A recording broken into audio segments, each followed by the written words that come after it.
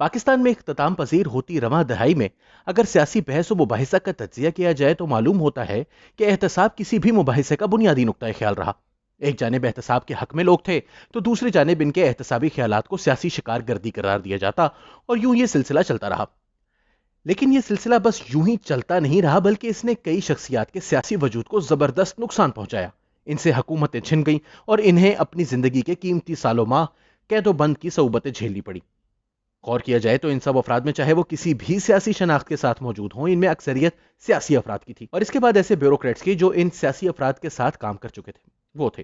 حتیٰ کہ ان میں سے کئی تو اب تک جیلوں میں پڑے ہیں۔ اس احتسابی گھن چکر میں جو بھی آیا اس نے اصولی طور پر اپنی سزائیں کاٹیں اور پھر قانونی ریلیف ملنے کے بعد ہی وہ جیلوں سے رہا ہوئے۔ اس وقت تو جیلوں میں بھیجنے والے خوش تھے اور ٹھٹھا کیا کرتے تھے کہ ان کے مخالفین کیسے ایک مشکل وقت سے گزر رہے ہیں، تاہم شاید سیاسی طور پر عاقبت نااندیش عناصر یہ دیکھ نہ سکے کہ احتساب کے ٹھیکیداروں کا یہ بھاری بھرکم بلڈوزر سطح زمین کی اونچ نیچ میں غیر متوازن ہو کر کسی بھی جانب چل سکتا ہے، حتیٰ کہ ان کی اپنی جانب بھی۔ ہوا یوں کہ احمد دورانی کی وزیر اعظم کے معاون خصوصی برائے اطلاعات اور سی پیک اتھارٹی کے chairman general retired Asim Saleem Bajwa کے اثاثوں سے متعلق ایک خبر فیکٹ فوکس نامی ویب سائٹ پر سامنے آ گئی، جس میں کروڑوں ڈالرز کی کمپنیز کا جنرل صاحب کی اہلیہ اور بچوں کے نام پر براہ راست ہونے کا ذکر تھا، جس کے بعد کافی دیر تک تو یہ خبر چھپانے کی کوشش کی گئی، تاہم یہ نہ ہو سکا اور مریم نواز نے اس کو سیاسی بیانیے کا حصہ بنا لیا، جس کے بعد جو سلسلہ شروع ہوا وہ تھم نہ سکا۔ اس کے رد عمل میں باجوہ صاحب نے ایک وضاحتی پریس ریلیز جاری کرتے ہوئے ان کمپنیوں کے وجود کو تو مانا لیکن ان سے منسوب کاروبار کے ہجوم کو رد کر دیا۔ کچھ ہی دیر بعد مشیر اطلاعات کے عہدے سے مستعفی ہونے کا بھی اعلان کر دیا، لیکن سی پیک اتھارٹی کے چیئرمین شپ سے بدستور اپنے پاس ہی رکھی۔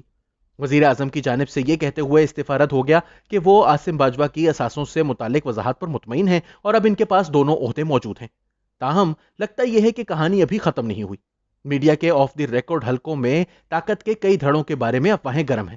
تو آج ایشین ریویو نکئی میں شامل ہونے والے ایک مضمون میں یہ کہا گیا ہے کہ سی پیک کے سربراہ یعنی جنرل ریٹائرڈ عاصم سلیم باجوہ پر استعفا دینے کے لیے دباؤ ہے۔ یہ دباؤ کس طرف سے ہے؟ اس حوالے سے جریدے کا کہنا ہے کہ پاکستانی میڈیا میں یہ سوالیہ خیال سرگرم ہے کہ طاقتور جنرل ریٹائرڈ باجوہ کے اثاثوں کے حوالے سے خبر برابر کے طاقتور حلقوں کی اشیر بات کے بغیر نہیں دی جا سکتی۔ مضمون میں لکھا گیا ہے کہ سی پیک کی سربراہی پر ایک ایسے شخص کی موجودگی جس پر بڑے اثاثے نامعلوم ذرائع اور اپنا اثر و رسوخ استعمال کرتے ہوئے بنانے یا ان میں مدد دینے کا الزام ہو، اس پورے منصوبے پر سوال تو اٹھاتا ہے۔ دوسری جانب سیاسی طور پر بھی دباؤ بڑھ رہا ہے اور اس کو کوئی نہ کوئی راہ تو دینا ہوگی۔